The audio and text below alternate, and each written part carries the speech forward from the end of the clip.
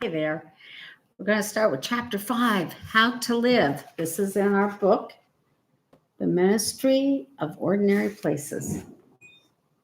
Back when our house was being built, we were unprepared for the sheer amount of decisions that had to be made. Ours was a builder grade home on a small crooked lot. We were given very little wiggle room in terms of modification or last minute ideas. Still, there were nitpicky details to contend with: countertops, cabinet hardware, flooring options, to just name a few. When it came to place light switches and outlets, we kicked our overthinking tendencies into high gear and delivered an electrical plan so detailed, so convoluted, so positively ridiculous, our builder thought we were kidding. 5 years later, we exist in a unique electronic purgatory crafted with our own ill equipped minds, ruining the day we meddled with the process in the first place. Can we charge our phones on our nightstands? Not without an extension cord. Did we whimsically place a few outlets behind doors? Yes, we sure did. Do we have two outlets spaced less than a foot apart in our living room, neither of which is accessible from the couch? Well, we'd rather not talk about that. These aren't the only mistakes made. There were others along the way, though none as fortuitous as the three enormously oversized windows accidentally installed in our living room. To be sure, curtaining them is more involved than it was ever meant to be. Yet, I found myself up to the challenge, sometimes even seasonally. Over time, I've grown accustomed to seeing the entire world, or at least my entire world, through their gigantic street facing panes. Every day, I quietly observed my neighborhood from the comfort of my gray couch in the company of my multitudinous, irrelevant outlets. Our neighbor makes his succession of quick trips to town, returning with bags of fast food or a new pack of smokes. The sun filters through the spaces between the humble homes across the street on winter mornings, falling on unexpected details. The blue plastic baby swing tied to a sturdy limb, the stray cat dashing across 3 yards as if he owns this block and we exist for his entertainment. I watch fat blue jays searching for seed. I see black squirrels with nut packed cheeks. I see Bonnie setting out on her daily 2 mile walk. There's Linda, Stephanie, Brianna, with her pink cheeked son tied to her chest. This is my place. This is home, and it grows prettier to me by the day. It should not come as a great surprise that as I keep my eye on this spectacularly familiar place, the headlines warning about poverty, addiction, racism, chronic loneliness, and a culture set adrift by false intimacy become more than taglines and hot takes. They aren't just statistics. They aren't often even newsworthy. Now, what used to be two-dimensional words have grown arms and hands, forming my compass for caring. They point to actual lives of dynamic, complex people I know and love. Men and women walking the sidewalks with me in pursuit of the same things: to exist with meaning, to belong, to wring every drop of hope from the world we're in. The thing about paying attention is that there's no ending point. Patterns emerge, low limbs of trouble stretching wide across our world, dropping rotten fruit into our own backyards. There's nothing new under the sun, nor is there anything hypothetical. The problems we once saw swirling in the atmosphere hover closer to home than we would have imagined. And at that point, we understand this truth: we have a choice to make. Last fall, I noticed a young boy trudging down the street toward the park in his bright blue coat, hood up, head down. Mac was 12 years old and he should have been in school. Months earlier, he and his brother had spotted me pulling into my driveway from across the street. The younger brother yelled my name: "Miss Martin, Miss Martin, hey, Calvin's mom." They ran toward me, offering to help unload the van. They wanted a job, any job. Like all of us, they wanted to be needed. I loaded them each down with a cardboard box and led them down to the basement where they carefully lined them against the wall. Now, here he was again, walking by my window in the middle of a school day. The neighborhood rumor mill, fueled primarily by dramatic middle school boys, had been in overdrive about the news with recent trouble at the bus stop. Several of our fine young citizens had been suspended. I'd heard the gossip, but they should have all been back in school by now. Why was one of them still outside milling around? I started keeping an eye out for Mac every day around 2 o'clock. He would shuffle to the park, staring at his feet. Sometimes he sat in the swing like he would a chair, stock still. Sometimes he kicked at an invisible opponent, or maybe just the dirt. Other times he meandered aimlessly past the park, past the chain link fence covered in vines, and straight out of my line of vision. Eventually, I grabbed the nerve to get nosy, conveniently planting myself in his path. I'm a woman, after all. I know how to engineer being at the right place at the right time, and so it was. It turned out Mac had been expelled from school, but the details were hazy. I was concerned for him, bent on gathering the pieces of the puzzle that had been lost along the way. Though I wasn't sure there was anything to be done, what mattered more was that Mac and his family quite abruptly mattered to me. After that, it became virtually impossible to concentrate on anything other than watching out my window for him each day. Mac's mom began stopping by my house to chat some nights on her walk home from work. Tears dripped from her chin to my fake wood floors as she parceled out fresh chapters from the story of their lives. The highlights. She loved her family fiercely. She worried about them constantly. She felt overwhelmed by the pressure to guarantee their total perfection. She wanted someone to believe in them, in her ability to parent them as well despite limited resources. Over time, a friendship formed between us. We had each other's backs. Along the way, I began to love Mac and his family, the radiant charm and easy laughter winning me over without a fight. We were starting to belong to each other, and once that happens, all bets are off. To love your neighbor is never safe, but it's always good, said Pastor Gabriel, president of the National Latino Evangelical Coalition. One evening, I was about to head out for a PTO meeting when I heard a ruckus outside. It was typical sibling malcontent, except it lasted well beyond the acceptable limit of garden variety brother drama. I opened the door, and there they were, Mac, Mac and his two youngest brothers. One was sobbing, one was fuming, and the third was caught in a maelstrom of both. The nuances of their feud clearly outpaced the scope of my understanding, and I had neither the time nor the desire to play referee.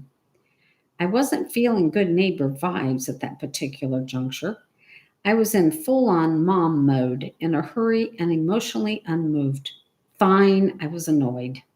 Still, I found myself startlingly invested in them, agenda be danged. Staring into their faces, lined up just inside my front door, some shiny with tears, I launched into the abbreviated version of my classic mom lecture. One day you'll be best friends. If you get married, he will be the one standing next to you. If you find yourself in a heap of trouble, he'll be the one you call. Then, just in case I hadn't already blurred the boundaries enough, I went down the line one by one, cupped their faces in my hands, and told them I loved them by name. I don't know what came over me. The boys were stone cold silent. There were no tearful apologies. They didn't return my affections. In their eyes, I saw flashes of profound alarm, a desire to run away quickly, and a seriousness that assured me they were receiving the weirdness I was dealing. I tossed them each a granola bar and told them to go play. Our relationship had only begun. I didn't yet see the full scope of complication looming on the horizon for Mac, or the ways his presence would breathe life into my days. I didn't yet know that his justice would be tied in part to my surrender. With every hello and each box of granola bars, I was learning that loving my neighbors, awkward as it can be, did not have to be treated as nuclear fusion, reserved only for the cerebral and highly trained. It was much simpler than I imagined and infinitely sweeter. In our heads, we understand that everything we accomplish is pointless if we cannot be known as people who love freely and fully. In our hearts, we long to be reminded of our secure place at the center of God's beating heart. Love is compelling, it's comforting. We are driven by the deep need for it. We've known the fulfillment of passing it around. It's in and around us, the great prize of life. If you boil it down, but it sure doesn't seem simple a lot of the time, or at least we don't want it to be. So often we get busy trying to make its scale match its significance. If it's as big a deal as Jesus said it is, then we need to be sure we don't mess it up. We need to study love, stew on it, pick it apart, and fashion it into something worthy of the title. We endure untold sermons and Bible studies on what it might look like to truly love our neighbor. We read books and blogs discussing them with our friends, but we never seem to take the actual step of getting outside of our churches and homes to do something about it. Putting wheels on our head knowledge and skating out into the world with our hearts exposed sounds terrifying, and the stakes feel too high. We want to do better. We simply can't help it. The urge is pressed into our souls like the thumbprint of God, a primal longing of which sin attempts to rob us. But the question is how? How exactly are we supposed to give legs to this inborn desire to become a community of compassion, kinship, and love? Where do we start? What I'm learning is that it's as simple as looking out the window and noticing. As we go looking for magnificence in the ordinary corners of the world, hard lines will blur, fences will fall. As for our love for our place deepens, our love for its people will flourish. Just as the boys ran to help me carry in crates of peonies, we'll find ourselves breaking from the conventional wisdom that says we are to mind our own business. Maintaining a safe distance asks nothing of us. It's so easy to tip into judgment when we view the world through us-them dichotomy. Sitting face to face, the problems loom larger, and we have to contend with the sticky fact that there is simply always more to the story. Looking at our neighbor with compassion rather than scorn, we'll soon discover why Jesus made such a fuss about it. Father Boyle wrote, "We have a chance sometimes to create a new jurisdiction, a place of astonishing mutuality, whenever we close both eyes of judgment and open the other eye to pay attention. Suddenly, we find ourselves in the same room with each other, and the walls are gone. We want to love. We want to be loved. Being part of a loyal community that looks out for one another is far more than a pipe dream. It's a privilege. It's a promise. Standing together, we're safer. We're stronger.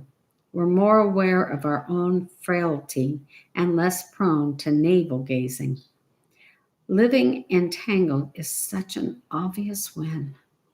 A few months ago, our friend Damon sat at our kitchen island stirring a cup of hot tea. He and Corey became friends over at the jail, and now Damon was on the cusp of actual freedom. There is a unique wisdom earned by the careful reflection that comes on the heels of rock bottom, a humble clarity. To say I pay close attention to this wisdom would be an understatement.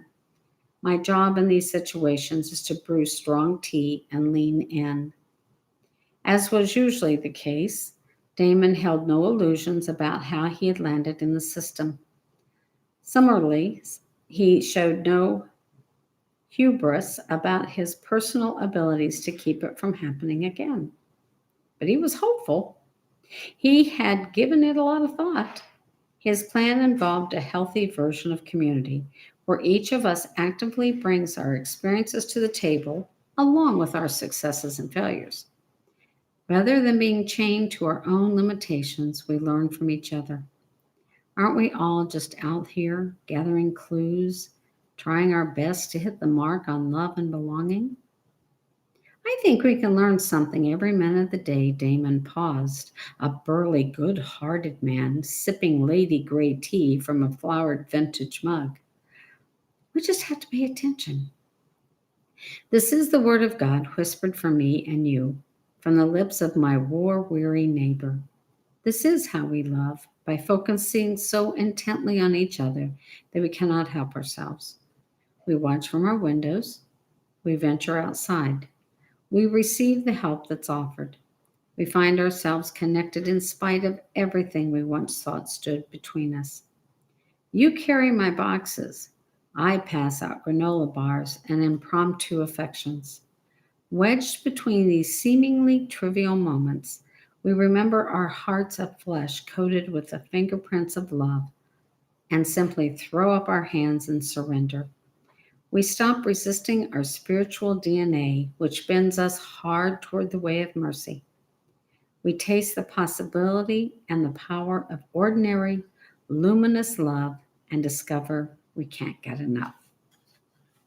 That's the end of the chapter. We start with part 2 next time, Love Like a Neighbor. Chapter 6 is Misfits, Randoms, and Regulars. See you later.